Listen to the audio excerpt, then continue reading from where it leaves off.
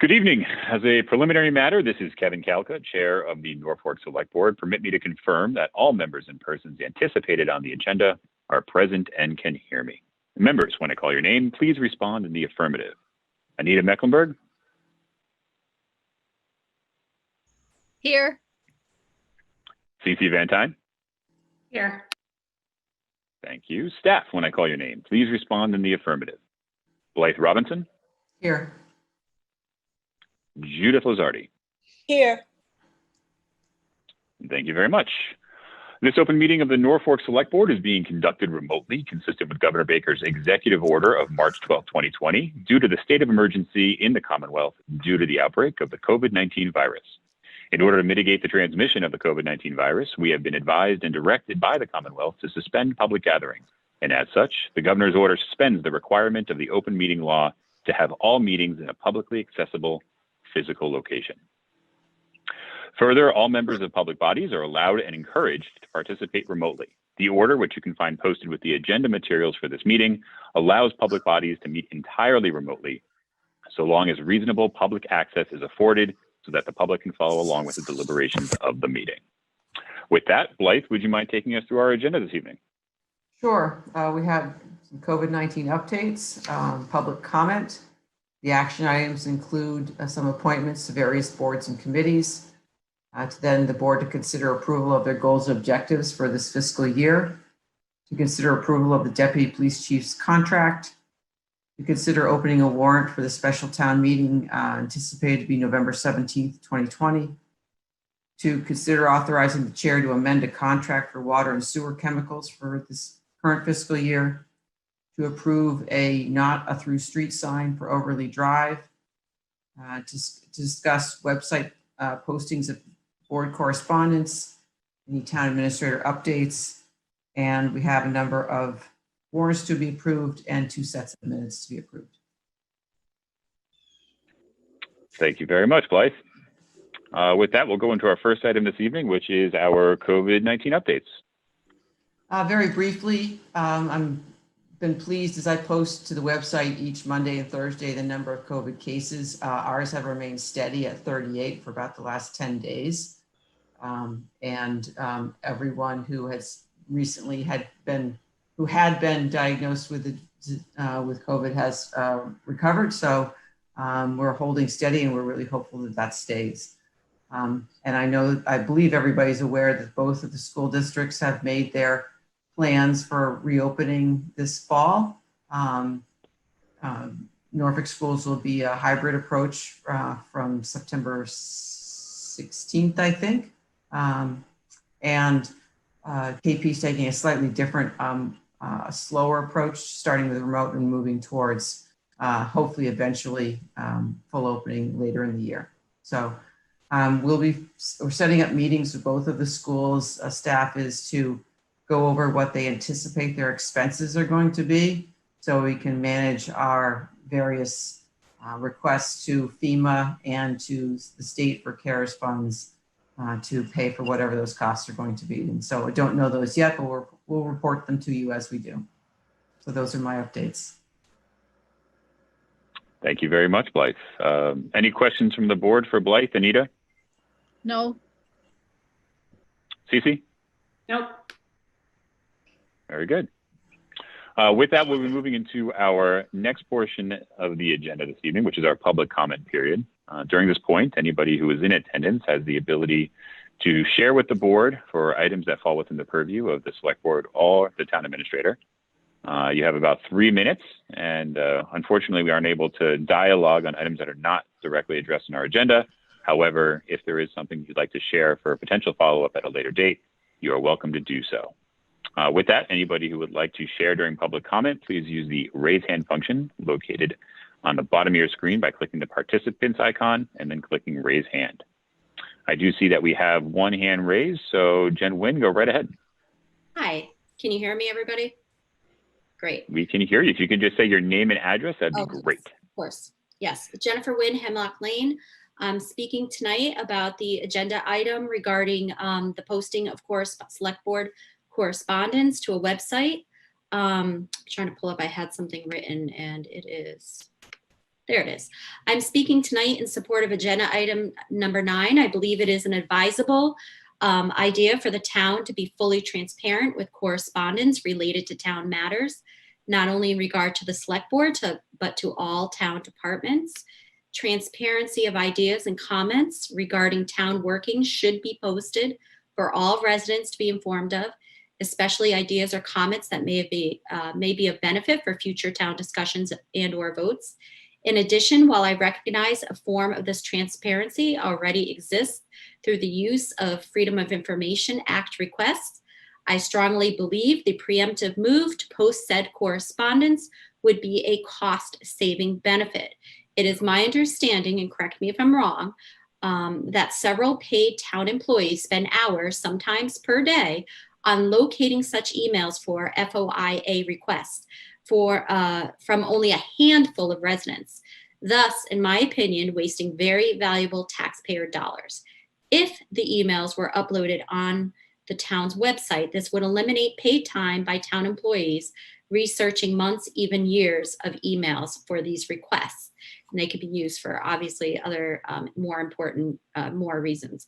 In summary, I respectfully urge the select board to vote prudently on agreeing to a website-based town correspondence email system to save taxpayer money as well as ease of perspicuity. Thank you for your time and consideration on this matter. That's it. Was I under 3 minutes? You were. And we'll get more into the ins and outs of what we're going to be discussing with agenda number 9, item number 9 when we get there, but we greatly appreciate your comments. Thank you, Jen. That's my comment. Thank you. Do we have anybody else for public comment this evening? If so, please use the raise hand function. If you're having issues finding the raise hand function, you may wave furiously at your camera. I am seeing neither. And so with that, we'll be moving to our next agenda item this evening, which is to please consider making appointments to various town boards and committees. Blythe, any background for us? A little bit. So not every board was able to meet prior to when we last took up appointments. So there are 2 for the CPC that are in your packet. Both people have been serving and wish to continue. And so we've put together motions for you in the affirmative for Peter Diamond and Cynthia Andrade.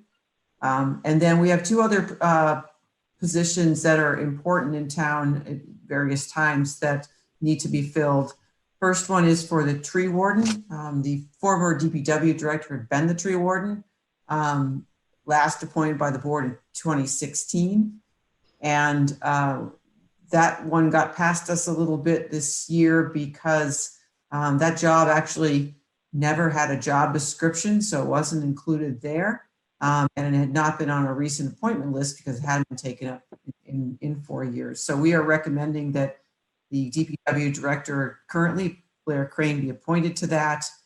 He's taken a fair amount of training in this area, performed this job in other towns, and is quite knowledgeable about it. He actually is dealing with some trees where they're planning to do some paving on Medway Street that are actually in the road that we need to take care of. So I think we're on that. And then secondly, there's a position required in state law called a municipal hearing officer, which is tasked primarily with hearing any appeals of citations by the fire chief for issues that may arise. This position was held by Carroll Green for a couple of years, and Carroll has decided to step down because she hadn't been able to obtain all of the required training. After talking to the chief, he had spoken with Scott Bragdon, who was able to take the initial training through the state last month and is willing to serve in the role if it's needed. I can tell the board that in the past some number of years there have been no hearings, but still required that we have one. And so there is no compensation for either of these positions, but like I say, we do need to have them in place when and if issues arise. So there's some background in your packet about both of those. Thank you very much, Blythe. Typically with appointments like this, we would identify if there are any appointees joining us in the meeting who would like to say a few words about their interest in their potential role. I believe we saw Mr. Diamond join. Eric, is there anything you'd like to share with the board?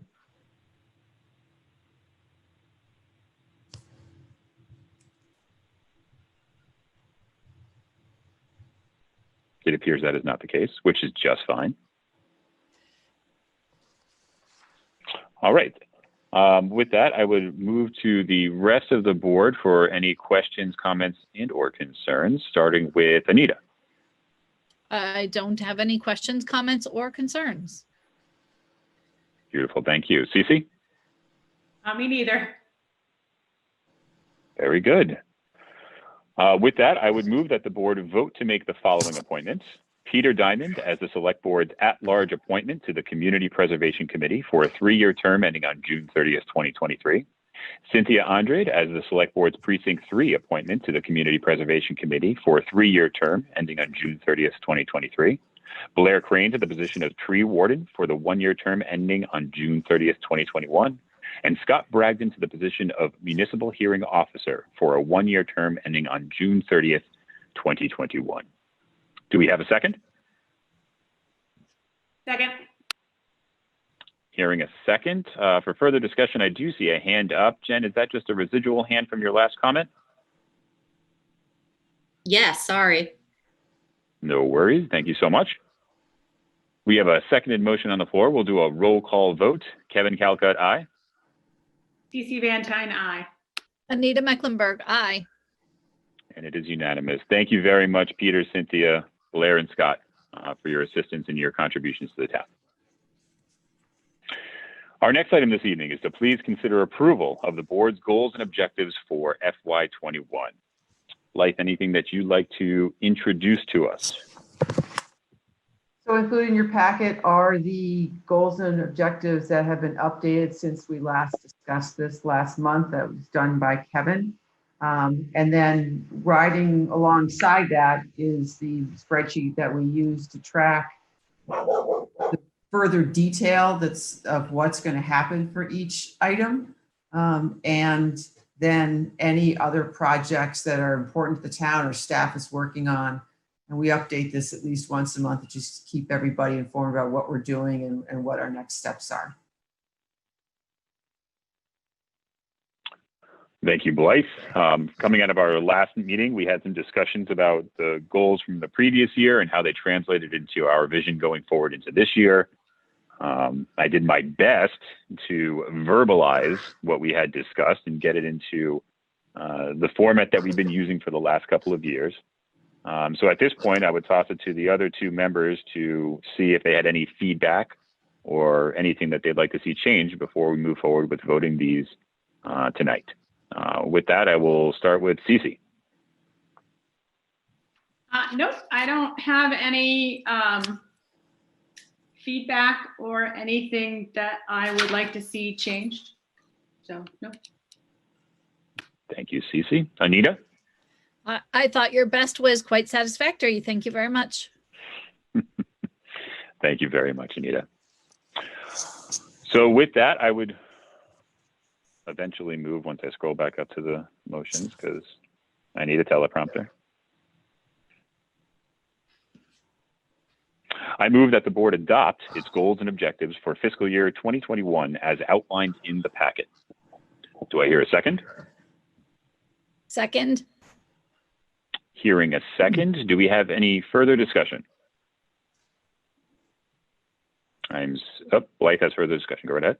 Just wanted to ask that at some point it'd be helpful to understand which of you would like to be kind of point person on the board's goals so that staff knows who to follow up with and who to organize things with. For instance, training and, listening sessions and then training on diversity. I'm guessing that's something that Anita wants to do, and we would work with her to make sure that whatever we're planning is what is intended. And so just, if I don't need to know tonight, but if you could all get back to me and ones you like to work on or things you're passionate about, that way we can make sure we're tracking everything accurately. Absolutely. Thanks, Blythe. Yep. Any further discussion on the approval of goals for FY21? I'm seeing none, so we'll do a roll call vote. Kevin Calcutt, aye. TC Van Tine, aye. Anita Mecklenburg, aye. The motion passes unanimously. Thank you very much. Our next item this evening is to please consider approval of the Deputy Police Chief's contract. Go right ahead, Blake. Thank you. So in your packet is a renewal contract for Deputy Police Chief John Carroll. John has been the deputy chief with the town since 2013, and in total, he served the town for a total of 36 years. Forgive me if I don't do the math in my head to know what year he actually started. And so this should have come to you in June. His current contract was for 3 years and it ended in June. But with all of the hullabaloo with election and town meeting changes and so on, it just didn't quite get there. But this contract is proposed to be for 2 years. The reason it's shorter is because John will be reaching the mandatory retirement age and cannot serve longer than 2 more years. And this contract is very similar to the contracts the town has signed with him in the past. The 2 departures from those prior contracts were that John agreed to take a slightly lower cost of living increase in FY21 that just started, and to accept whatever COLA may be available to non-union employees next year, even if it's less than police employees, as part of our overall strategy to balance the budget. We also added some clauses at the end of the contract in the last section about where this contract is valid and its successor language that is typical in contracts like this. Given that this is a last contract for this employee, it does not look as much like the contracts the town, newer versions the town has signed with persons such as myself, the fire chief and DPW director. But given that this will be the last contract with this employee, it didn't seem the best approach to try and overhaul it completely. The total value of this contract is targeted at $185,675 for this fiscal year. And I would, I want to be clear that you know that I understand that that is quite a lot of money. And it's quite a lot of money because of 2 things. One, John's long tenure with the town and the way the police union contracts and resulting contracts for management are structured. And we can go into that in as much detail or as little as you like. But I would like to point out that we are, at the same time this is happening, we are absolutely in the middle of the classification and compensation study for all town side employees, and had the opportunity to talk with our consultant about what a fair salary range is for this job in comparable towns. And I would tell you that it is less than his base pay is in this contract, and we attribute that strongly to his long tenure. And so while I'm asking the board to approve this contract, I also would tell you that I fully expect that when he is retiring and we are perhaps replacing this position or something slightly different, it would be at a lower price point than this. So I will, I think, leave it at this point for you and entertain any questions that you have. Thanks, Blythe. We had the opportunity to meet with both Chief Stone and Deputy Chief Carroll a couple weeks ago over at the police station, and they are wholly committed to a succession plan to be able to set the team up to be able to move forward and carry on some of the culture that's been instilled in that department over the course of the last 30 some odd years. So we're excited to have them work on that. We're excited to see what that transition plan looks like. And I think this is a key component of ensuring that that happens as seamlessly as possible. With that, I will toss it to the other members of the board, starting with Anita. Blythe gave me some background on the situation, and while I do agree with her that those numbers seem high for our town, I also don't want to disregard the history of him with our town, and so I do not have any questions at this time. Thanks, Anita. Cece. Of course, you know me, I always have questions. So here are my questions. I'm not a math guy. I know that from, I had started sort of adding his base pay this year is the 143 and change, and then you've got your Quinn bill bump of 25%. I note a clothing allowance of $1,400 this year and a cleaning allowance of $1,350 this year. I note longevity pay of $3,500 this year. I note, and I'll get to the days off and vacation separately, but when I add all that together, I came pretty close to the number, Blythe, that you put in, and I was pretty excited about that. Your number is enough different that I'm going to go with your number, but it was only by about $25. So somewhere in my cipher, and I came up with a problem. So great, 185, 675 for the total value of the contract. And so my first question is, am I correct that that total value is base pay, Quinn bill bump, clothing, cleaning, and longevity? There's nothing else that I've missed? Correct. He's not eligible for overtime in a management role, and he's not eligible to work details. Okay, so then I wanted to know what it was that he was making last year, because I was very appreciative within the confines of the contract that he's indicated a willingness to stay at 2.5 rather than going up to 4% for increases, with a caveat if nobody goes up. I thought that was great, but I was curious what he went up from 2020 to 2021. And so that was where I was sort of asking for math. And what I heard was that base 2020 was 140,039 plus the Quinn bill bump of 35 and change came out to 175,048, call it. And I asked if there was longevity, clothing, cleaning, and I was told no. So when I do my math, and this is where I'm hoping someone will chime in, and I divide 175,048 by 185,675, I get 0.942, etc. Is that right? That it went no.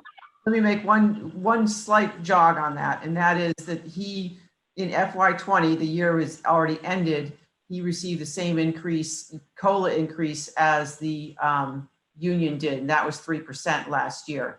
So to your base of 140, you needed to add 3% and then add the Quinn bill, and he did receive whatever the longevity was at that year and clothing and cleaning. You did?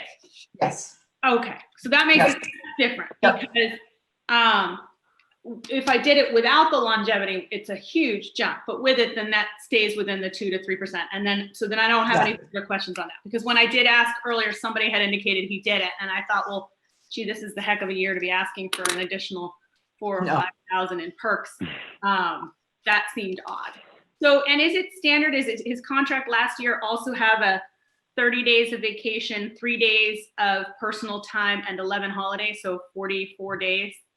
Yep. I think the hard part that we will face in the future is that when we will look for people to move out of a union contract position into a management position, it's difficult to achieve maybe a salary that we might feel slightly more comfortable with, because they are giving up. If we ask them not to take the Quinn bill or not to take, some of the other benefits they're received, they actually be making less. I've faced this in other communities.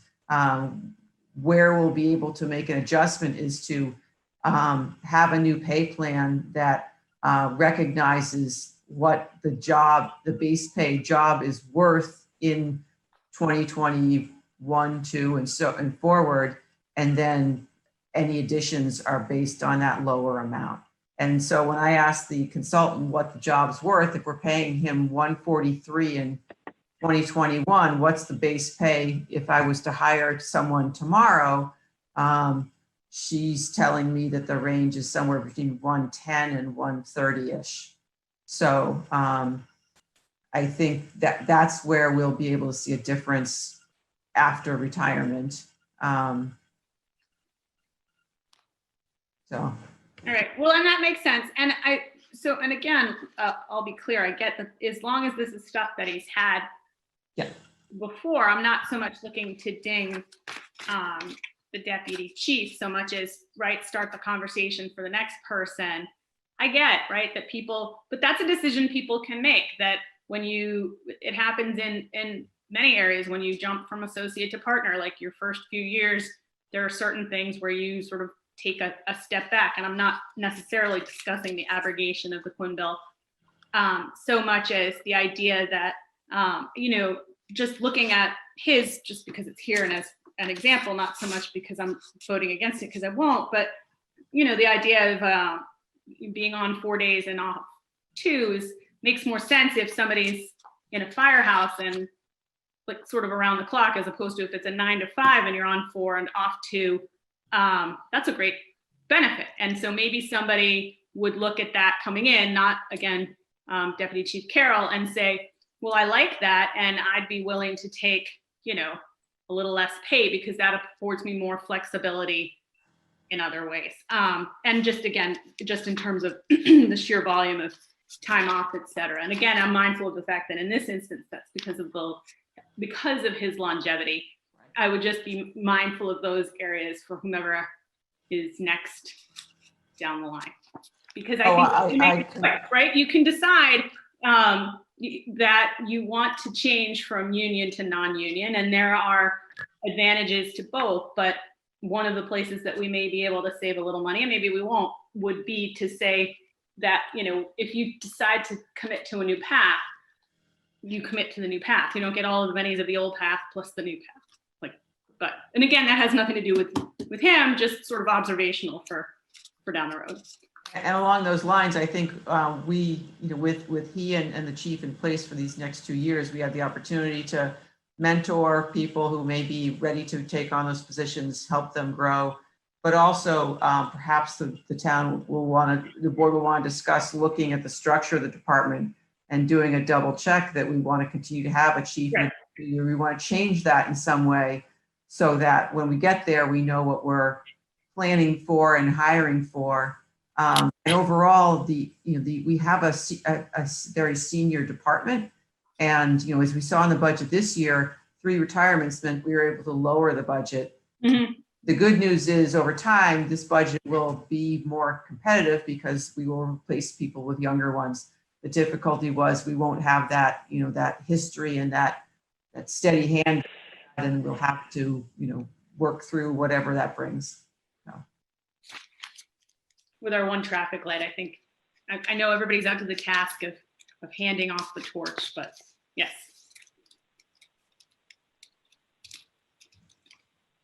That was it. Very good. If we don't have any other questions or comments, I will open it up for anybody who is in attendance this evening. Any questions or comments from our attendees? If so, please use the raise hand function.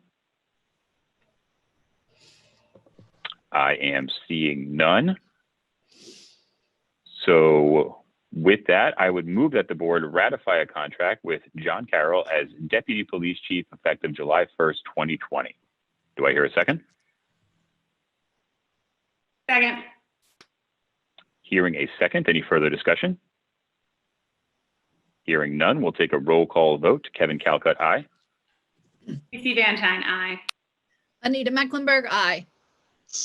The vote is unanimous. Thank you very much. Our next item this evening is to please consider opening a warrant for a special town meeting on November 17th, 2020. Go right ahead, Blythe. Well, it seems like we just wrapped one. It's too soon to start planning, but it is. And so in your packet is a calendar of dates to get us to November 17th. That would be the same Tuesday night as in the week that we held the town meeting in 2019. And so we would open the warrant for a 3-week period and then close it and proceed to put the warrant together, have the required meetings for the advisory and so on, and hold it on that Tuesday night. The state law legislature made changes to the rules for town meetings early on in the emergency, and so we can hold the meeting this fall either at the high school or the middle school.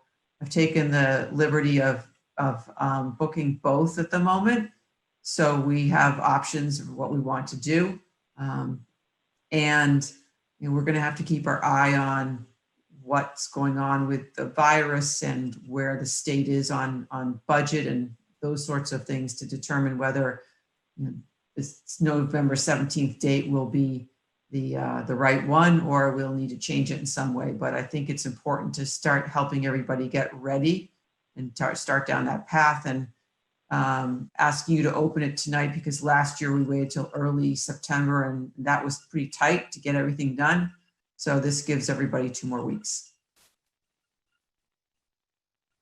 Very good. Thank you, Blythe. I don't really see a downside to opening the warrant earlier to give us some more leeway in terms of being able to prepare and compile everything we need to, but I will toss it to the rest of the board for any questions or comments associated to the opening of the special town meeting warrant. And we'll start with Cece. No, I don't have any questions or comments. Thank you, Cece. Anita? I do not have any other. Thank you very much, and nor do I. So with that, I would move that the board vote to open a warrant for a special town meeting to be held on November 17th, 2020, and close the warrant for this meeting on September 17th, 2020. Do I hear a second? Second. Hearing a second. Do we have any further discussion?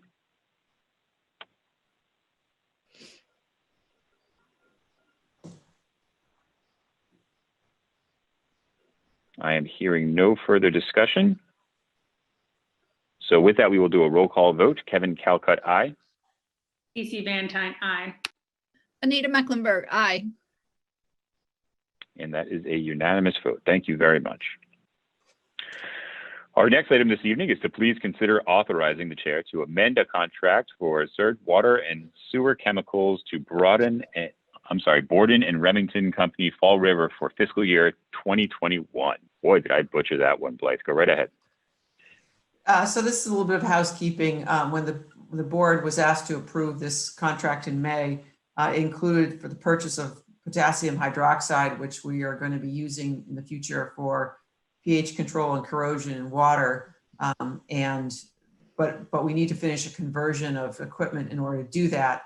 And staff had alerted the folks at Surge that we also needed sodium hydroxide, but that which received a price for it wasn't included in the contract. So we're asking you to give the chair, approve the chair to have the authority to sign the amended contract to include that chemical for the rest of this fiscal year. Thank you, Blythe. Any questions or comments, starting with Anita? I do not have any. Cece? Is this for the entire year or for the rest of the fiscal year? And if it's for the rest of the fiscal year, what did we do for the, I guess just a month, or 2 months? So if we needed it, if we didn't have it in supply, we probably had to go ahead and buy it just so we could maintain things. And we're only going to use it until we do the conversion. I just don't know if that date is certain. Is it something we can sell back? We need to buy it. We just have the ability to buy it. Okay. So if at the end of the year, we only need 0.0689 gallons, they'll take we don't need to buy the rest. Correct. I'm crazy with the numbers today. It's just crazy. So, all right. That was the information that I really needed. Thank you very much. All right, with that, I would move that the board vote to authorize the chair to amend a contract for Surge Water and Sewer Chemicals with Warden and Remington Company at a Fall River for fiscal year 2021 to include sodium hydroxide. Do I hear a second? Second. Hearing a second, do we have any further discussion? I am hearing none. We'll take a roll call vote. Kevin Calcutt, aye. CC Van Tine, aye. Anita Mecklenburg, aye. And that vote is unanimous. Thank you very much. Our next item this evening is to please consider approval of a not a through street sign for Overly Drive. I think it's Overly Road. Either way, go right ahead, Blake. I would think that you might know the answer to that better than I do. Mm-hmm. In July, we received an email from a resident of Overly Road indicating that she would like to see a couple of things happen there. She would like to see a conservation sign that's gone missing replaced. She'd like to have a not a through street sign put up because there's a lot of people seem to think that it is a through street, come down and turn around, have to leave. And she would like to see a mirror put up on a tree or a post or something opposite that street in order to better be able to ascertain that it's safe to leave the street and turn onto Rockwood Road when exiting. So staff has looked at all of these things, and our recommendation to the board that we would are asking for action on is to approve the installation of not a through street sign. Both DPW director and police chief have looked at that and recommend a specific location. And that sign would cost to put in the post and the sign about $150 that would come out of the DPW budget. Just as a matter of wrap up the Conservation Commission sign, I don't know how it went missing. It's actually meant to note to people that we don't want them traversing the area, going into that area, because it's a turtle nesting area. And so we're going to either find another sign and nearby and move it over there, or purchase and install a sign. And then with regard to the mirror, we have for many years no longer installed those. They create a number of issues and expense for town to have to maintain them. But we have committed to trying to do some brush cutting you're leaving Overly Road and on the right-hand side to try and trim that back to the extent we own the right-of-way to help that. Ideally, while we would get the utility pole moved, that is very difficult to achieve. And so I don't think we'll be able to do that. So the action that we're asking for tonight is approval of the sign. Thank you, Blythe. And what you were referencing before was that I had lived on Overly Road for 5 years prior to moving last year. It's a wonderful street, and it is a dead end that does incur a little bit of that traffic that comes off of Rockwood once in a while for people looking to cut through. So I do think that this makes a lot of sense. No questions or comments from my perspective. I will toss it to the rest of the board, starting with Cece. Nope, no questions or comments. Thank you. Anita? No questions or comments. Thank you. Thank you very much. So with that, I would move that the board approve a no through street sign to be installed on Overly Road. Do we have a second? Second. Hearing a second, do we have any further discussion? Hearing none. So we'll do a roll call vote. Kevin Calcutt, aye. Casey Van Tine, aye. Anita Mecklenburg, aye. And the vote is unanimous. Thank you very much. Our next item this evening is to please discuss website posting of board correspondence. Blythe, would you like to lead us in? Sure. So this topic came up earlier this year, and board talked about wanting to post some of the correspondence it receives on the website. I think largely because of everyone's being tied up with COVID, we really didn't make any progress on this, but we've tried to restart it. And by doing so, what is included in your packet is what a possible page could look like on the select board's page itself. It would mean that we would put a new button on the left-hand side. And we've right now considering calling it topics frequently requested from the town of Norfolk, and then to the town of Norfolk. And then we would, with your assistance, identify topic areas that you'd like to have us post emails under. that are defined by the board, and they can be as many as you want. And so that's what this is generally meant to look like. And assuming that strategy is something that you're comfortable with, then the next step would be implementing it. And part of that is understanding how it's going to be determined what emails get posted, getting them to us so that we can make sure that that gets done, and making sure we know that how to determine which topic areas they get posted under. So I'll leave it at that for now and see where we go. Thank you very much, Blythe. So just a couple of entry comments from my perspective. I believe it was on March 25th that this board, or a different board slightly, determined that this was going to be a direction that we were going to go to be able to kind of bring the community into some of the correspondence that the board receives in terms of questions that are answered, inquiries that are provided, and also some of the not so great stuff that the board gets in terms of criticism and visceral. Our hope was that by opening up this level of transparency on the website, that we would not only assist with bridging some understanding gaps for the community, but also be able to alleviate some of the strain that's put on our records access officer in terms of executing some of these public information requests. After the 25th, we went through, that was the day that we said this is what we were going to be doing moving forward. And since that time, we've reviewed all emails that have come in the interim from the 25th on to find items that we believe fit into that criteria. We had identified previously that we thought that this would be a good task for the clerk role on the board to bring forward to the board during the meeting and identify suggested use or suggested emails to be put up on the website. We weren't going to put Anita through that in her third meeting. So I took the liberty of collecting some of those emails and working with town council to establish some parameters for how we would be able to get these up in a safe and secure method. I first want to give out some incredible appreciation to Ton for working with me to get the website into a position to be able to accept the navigation, which I think will be streamlined for residents looking to find these types of correspondence. But I also did work with town council to talk about some of the implications associated to just posting everything up there. I know that Jen had commented earlier about how great it would be if all emails that come into the board could be posted up there, but there are some things that we need to take into account, including items that reference open litigation, things that could be damaging to the town's position.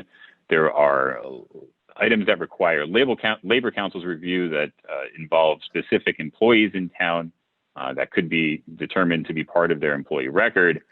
So once we worked through all of that, we whittled it down to, I think it was 5 emails that we'll be proposing to put up this evening. As part of that, we also discussed, on some of these emails that bring up good questions that we responded to, we may be inadvertently deterring people who are sending in these questions to the board from wanting to do so for fear that they're going to have their questions be put up online for everybody to see with their name attached to it. So town council not only recommended removing personal email addresses so that, obviously nobody can be contacted, but also that we remove the names of the individuals submitting them. There is an aspect to this in which we hope to mitigate some of the nasty communications that come into the board by having them to be out in the community. But I don't think that the board is willing to sacrifice the communication line for residents asking good questions to be able to have that be a component of what we're trying to do here. So with that being said, we do have 5 emails that have been properly redacted to remove names and email addresses that I believe are of value to the community. They include topics such as the voting hours from our last election, how CARES Act money will be appropriated to the KP school system, ideas for increasing citizen engagement, some criticisms related to the recent travel order, and then a more general list of criticisms related to professional conduct amongst the board. So I do have these in front of the board for their review. And at this time, I would open it up to the board for any questions, comments, feelings, or concerns about the way that this is being done and the proposal that they have in front of them. Starting with Anita. So I like very much the idea of transparency. And so I like the idea of having that be public. And I agree with the points that Jen shared when she spoke earlier. I do have some concerns about them being completely anonymous because people are feel entitled when they're anonymous, right? They are more cruel and less thoughtful, I think. So I do have some concerns about that. That being said, I do want to protect people and I don't want to make a decision that would result in less participation rather than more, right? The goal is to have more participation. And so I guess I do have concerns about the anonymity part, but I understand the decisions and I would support it. So from your perspective, Anita, and I mean, I've gone back and forth about 42 times on this over the course of today. From your perspective, you would prefer to see names be associated to each posted email, whether it be positive or negative in nature? I would, even if it's just a first name, even if it's a first name up there. And I think that is more honest, for lack of a better, like it doesn't give permission to then be anonymous. I think that if you're going to say something and you want us to respond to it, which we want to do, then I guess a compromise I would say is how about first names or first name and the last initial, something like that. But I agree and understand your point where like if having the letter posted limits people's interest in reaching out to us, then that's a problem, right? Because we definitely want to be a board that listens to the community. Right, absolutely. Thank you. Cece, your thoughts? So I'm mindful, I completely agree with Anita. I am mindful of the fact that you don't want to create separate classes necessarily of documents, but I wonder if the answer, and it maybe is something that we start with one way and then, obviously it can be sort of a living document that we keep sort of working on.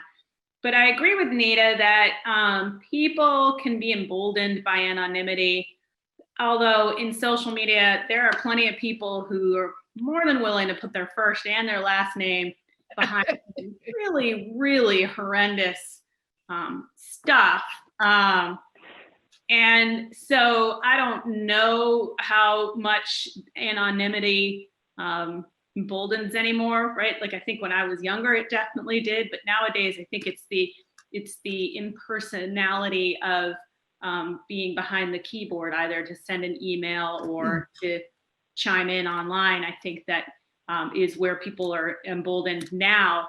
My concern before had been, I did want people to be able to see the kinds of questions that people in the community have, not because you should have to go there first before asking the question yourself. This isn't sort of a listserv where we're going to say that's already been answered, but because if you don't want to ask or you're just curious what other people's experience has been with a particular topic, it's a place to go and noodle around and read.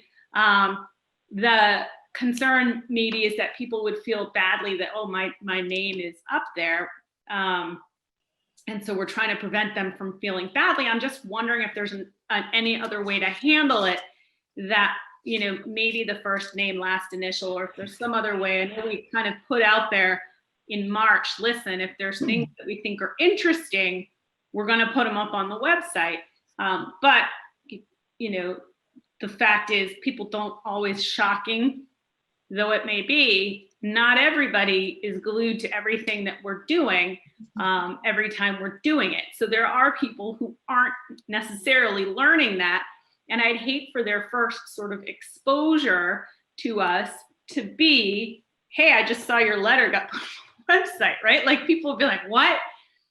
So maybe if somebody's sort of a new, maybe they're a long-time listener, first-time caller, or they're new to the program, if an email goes back and says, listen, this is a great topic, we haven't answered this in a while, we're going to put it up on the website, which are you more comfortable with, first name, last, whatever, Because some people may say, oh, just, everybody knows, and then they maybe other people will say, oh, Sally puts information up and that's a great information. And maybe I'm going to ask more questions. It may actually foster more discussion, but I would be comfortable with at least sort of saying, so, this may go up there. I think as much as I said that I understand that people should be, we should be careful not to create distinct classes. In my mind, I have a distinct class of people who are insulting. And I think that, and I don't know, about once a month, I hearken back to the Supreme Court's definition of pornography, which is you know it when you see it. But I think that the same holds true in this case. Somebody can be angry and can say things like, rah, rah, kangaroo court and whatever. And if it's a one-off or just, in the heat, I don't know that I'd necessarily think that it's insulting. But if someone is relentlessly engaged in name calling, I don't think that they deserve anonymity. We're not required to give them anonymity. The statutes clearly say it's if you send it, that's, freedom of information. It's out there. The flip side of that coin is that the kind of pathology that engages in consistent name calling may actually be emboldened by having their name out there. So it could have the inverse effect, right? Like I can't profess to understand the kind of pathology that goes into some of these emails. And so it may be that we think by putting it out there and having people see the kinds of vitriol, is to your point, that gets lobbed at us, that they start to think, well, maybe I should temper it, but I don't believe that's going to happen. So I'm torn. I don't like the idea of anonymity generally, but I don't like the idea of people feeling that they have been outed for just asking, for being frustrated about a particular thing that the town has done. And so maybe we try it with the first name, last initial, and you see how it goes. And once it becomes sort of an established program where people, maybe then we can say, all right, now we're going to start asking if you mind and removing the box from the last name, or I don't know. I have an imperfect answer to your question, but I think it's an imperfect system, but one that I think will be helpful because people do ask really interesting questions that we wouldn't ordinarily have a line item in the website for. And this is going to give people an opportunity to know more about what other people are thinking or how other people have been impacted by a particular rule or a lack of a rule.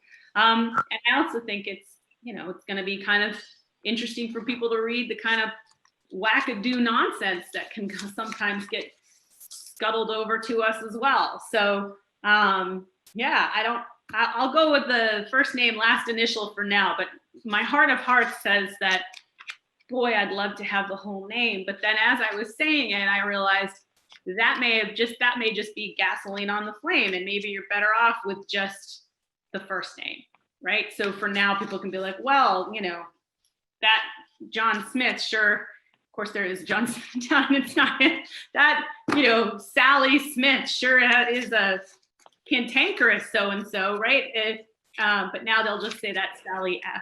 I don't know. Well, from my position, I would say that, we're a fairly small community. And if you have a name that is not pretty routine, people will likely know from the dialogue and the tone of your email who is sending it. So I think the choice really is between whether we take town council's advice and omit the naming completely to be able to stay consistent, or that we bring these 5 that we proposed up until this point up with the omissions as they were sent out. And we state that the intention moving forward is that upon receipt of a correspondence, we would reply back and identify that this has potential to be able to find its way to the website for the betterment of the community. At that point, would you be okay with your name being associated to it? And for those that we believe, they are not constructive in nature, I'm trying to find the most politically correct way to dance around this. Those that are nasty in nature, we don't offer that same kind of accommodation just because of the nature of the correspondence. I would be hesitant to do that with the first slate because we had yet to identify that on the 25th of March. And if the intent really is to help mitigate those types of incoming messages, the negative ones, and to reinforce those to send in the more positive ones more often, I think that by solidifying that practice tonight and identifying that's how it's going to work moving forward, we kind of check all those boxes. How does that sound to the board? I like that. I think, yeah, so everybody gets the blanket of anonymity tonight with the understanding that going forward, if we view something as insulting, and the bar is not low, it's the stuff that we're thinking of is stuff that you can spot from pretty far away. If we view it as insulting, we're not even going to bother asking. And quite frankly, I don't know that the people who would send that kind of stuff really care. So, but for the constructive stuff, we'll let people decide whether or not they want their name to it, or if they're more comfortable just having it be completely redacted, or just, maybe for to create a personality or a sense of humanity, their first name, so that other people in the town get to see some of the kinds of questions that that people in the community occur to people in the community, or things that impact the people in the community that maybe are across town, and you don't realize that somebody is having these kinds of issues in another community, another neighborhood, or whatever. Anita, your thoughts?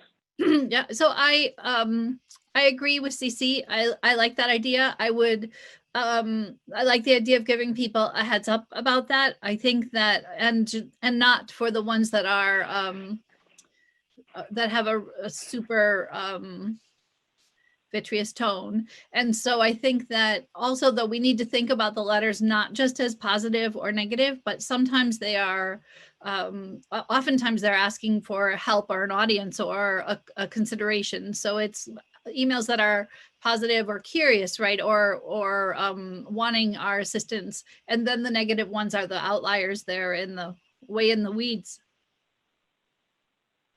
Absolutely. And to qualify more of what I was saying, when I designate something as negative, I don't mean that critical emails are all bad. There are very constructive ways to be able to offer constructive criticism to the board that we take into account and use as we move forward. It's more of the manner in which they are communicated that we're identifying there needs to be more transparency and more community exposure to at this point. I agree. It looks like we have 2 hands up. Oh, yes. Yes, I see the hands up, and I think that we will start rolling through our public commentary at this time. I will start with the top of my list with Susan Jacobson. Go right ahead. Hi, Kevin. Well, I'm mindful of the anonymous piece of this, as somebody that I think this board realizes, as somebody that has been a target of many of these emails that are not constructive criticism. They are inappropriate emails.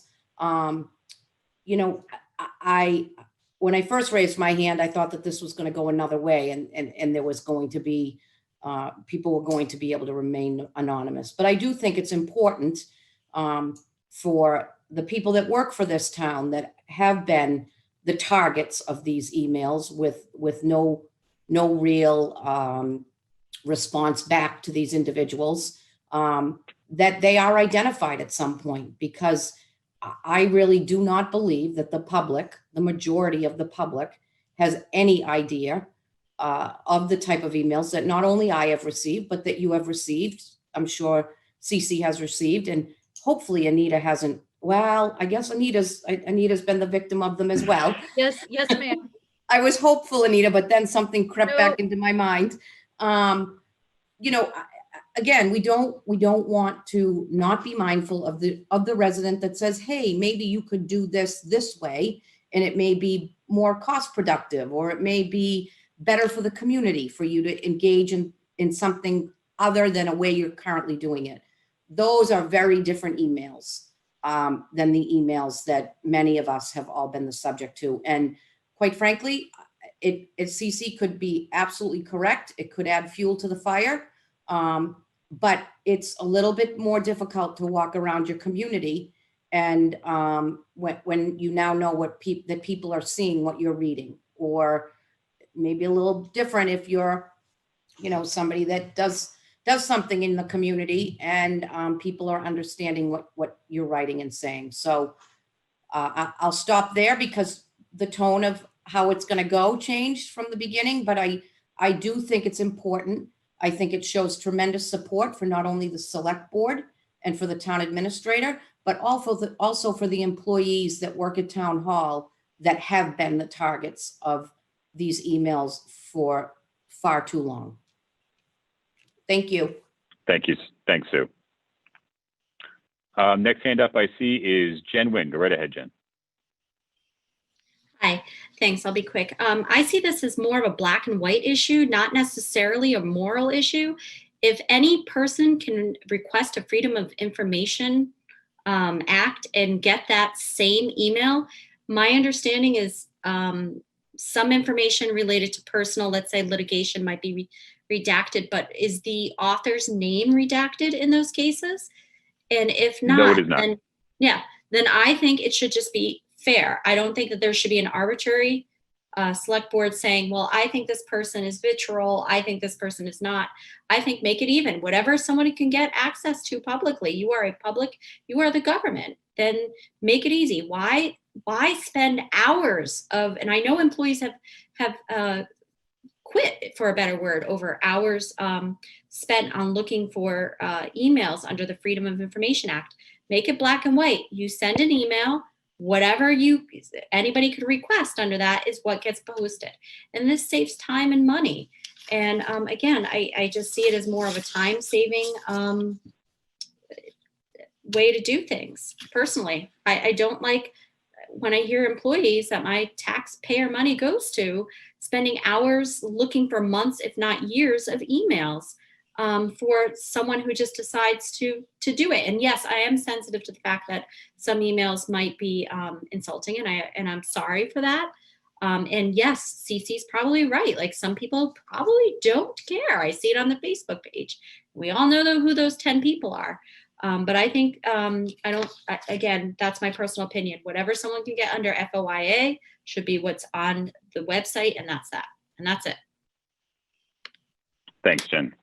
And I understand your perspective. I mean, if the core goal here of this initiative was to be able to mitigate all of requests that come through to the Records Access Officer, that would be the logical step to be able to alleviate that strain. However, we need to take into account the majority of correspondence that we get from people who are genuinely inquiring about direction about how they can move forward with their own issues. In some cases, the responses back may potentially be silly in nature and maybe make them feel like their question wasn't a viable one, where, some people aren't exposed to all of the workings of town government and all the departments and services that we offer. So I would be hesitant to automatically put everything up there that would be available through an Information Act request for fear of discouraging people from doing that moving forward. While all of those correspondence are subject to the Freedom of Information Act, the potential that somebody is going to issue one to be able to find out how CARES Act money would potentially be associated to King Philip is fairly low. And I think that the goal would be to take those that people would more often request and get those out there as much as possible, whatever capacity we can legally, to help mitigate that without negatively impacting people's ability or their willingness to write in with their questions. So I get your perspective, but I just wanted to help bridge the gap on the things that we're trying to weigh and balance from this side. And I guess if you speak to council and they say that's what, making those decisions, I'm all for it. Believe me. I think that there are many criticisms that should be brought to light. Yeah, agreed. Thanks, Jen. Do we have any other questions or comments? Sue, is that a residual hand or a new hand? Residual hand, got it. Thank you. Do we have any other questions or comments? From the board's perspective, we do have 5 correspondence that we had brought forth this evening. I will leave it up to the board if you would like to move forward with having these be put up on the website in the redacted nature that they are, for purposes of 1, putting the first slew on, and 2, testing our technical capabilities and structuring the website, or if you would prefer that we reach out to the individuals to see if they would prefer a certain aspect of their names to be included before we move forward with posting anything. Manita? I think given that this is the first time we've ever done this, it might be a nice courtesy just to reach out and say, you know, we've changed our policy and this is what we're intending to do. I think that's a nice gesture on our part. I think 3 months from now, it's our policy, it's what we do, then that's a different story. But right now, I believe that would be a nice, a reasonable gesture on our part. Cece? Yeah, I agree with that. I think that it's not going to take, it's only 5. It's not going to take that long, rather than just redacting and moving on from here. Say, listen, you know, we think these are valuable questions and things people can learn from. You know, how do you feel about us putting it out there? We're going to put it out there. Do you want your name redacted or not? And then to Anita's point, that's because this is sort of, yeah, we mentioned it back in March, but we haven't done it yet. And so this is kind of the beginning of, this is the true pilot of the program. So I like that idea. Agreed. I mean, it'd be better if we could do the same procedure from back to front instead of having a period of pilot, for lack of a better term, associated to the motion. All right. So with that, we would not be taking a. Sorry, go ahead, Blake. Just wanted a suggestion. Perhaps once we get them up there, we could put something on the What's New homepage, on the homepage, so that it gets a little more, people know where to, link to find it, and make them aware that it's started. That automatically gets posted to our Facebook page as well, so it just gets out there. Otherwise, if we post it, we don't tell anybody, unless they happen upon it, they're not going to find it. Yeah, absolutely. Great call out. That was something that I think we had discussed in identifying as part of the What's New. There have been 3 new emails posted associated to general feedback, 2 new emails associated to school operations, and 1 new email associated to select board chair criticism, something to that nature. Sure. I can work with you on that. Thank you. So with that, we will not be taking a vote to put these up this evening. We will be putting this off into our next meeting, and I will reach out to the individuals listed to identify their preference for moving forward with the posting. Thank you very much. Our next item this evening is to hear some town administrator updates. Go right ahead, Blake. Very quickly, the DPW Facebook page, they've been active in posting the paving plans. All of the mill work was done. If you travel Main Street, you're well aware of that. But the actual paving is going to start next week on the 21st, hopefully wrap up on the following week on the 27th. So I would just suggest people take a look so they can better plan the routes. And also in the area of DPW, the bids are being opened on Thursday for the completion of the Holbrook Street well. So we're eagerly awaiting those, and hopefully that's good news and within budget, so we can get going on finishing up that project and have that 3rd well field online before it gets warm again next year. The good news from the MEC, the state grant for the transition to adding the two new communities finally came in earlier this month, and so the $95,000 that we had budgeted for the MEC this year, we will not need to spend. And so we can either reduce our budget at the fall town meeting by that amount, or reallocate those funds to some other area if we determine needs to be. But we did have to send a check for the 1st quarter, and they're sending it back to us. So that's good. Just a heads up that we're going to be bringing you, hopefully in the September 1st meeting, some updates to the board's policies. I've been doing some work behind the scenes to break apart and restructure the HR policies from select board, and also realize due to some recent events that we need to really update some of our select board policies. And so we'll be getting those out to discuss with the board. I think it's going to be important to, since they affect employees as well, to let everybody know and make sure everyone gets a chance to be aware of them before we implement them. But good housekeeping, and summertime is an excellent time to do that. So And then I'm real busy with trying to take last year's capital budget, which was really a spreadsheet of projects, and turn it into a real book and a lot more detail about everything the town needs to be thinking about doing in the next 5 years, and hoping to roll that out to you in September so we can talk about it, and hopefully as we go forward, plan for a way that we're going to start to be able to finance the things that the town needs to be taken care of. So just a heads up. So those are all my updates. Thanks, Blythe. I'll toss it around quickly for anybody who has any questions for Blythe pertaining to her updates, starting with Cece. Nope, nothing. Thank you. Anita? Nope, I don't have any. Anybody from the audience this evening? I am seeing none. All right. We'll move on to our next item this evening, which is the warrants to be signed, and good Lord. All right, hold on 1 second. Let me clear my voice. Wait a second. We structured a motion for you so you just can read them all together. Read. Look at you. You know, trying to help you out a little bit. How accommodating. Thank you so much. All right, with that, I would move that the board approve 15 warrants for the period of May 12th, 2020 through August 12th, 2020 as printed on the agenda for this meeting. Do we hear a second? Second. Hearing a second, any further discussion? Hearing none, we'll do a roll call vote. Kevin Calcutt, aye. CC Van Tine, aye. Anita Mecklenburg, aye. It is unanimous. Thank you. And our final item this evening is to please consider the approval of minutes. So I will be throwing it over to our clerk. Go right ahead, Anita. And I'm going to need a little hand holding. Do I just read the motion? Mhm. You got So- it. Start it with I move and then read through. All right. I move that the board approve the regular meeting minutes of July 14th and August 4th, 2020. You hear a second? Second.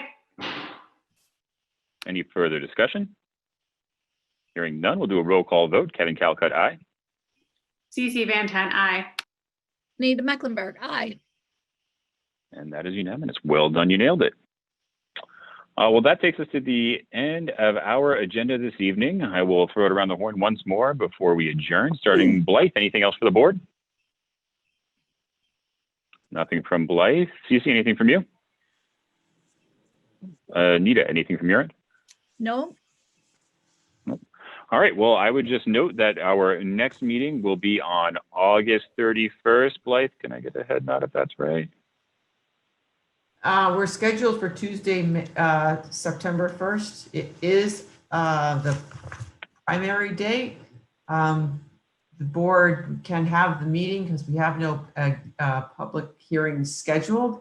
But if that's an issue for anybody, then I would recommend we back up to Monday first, and not go into the following week.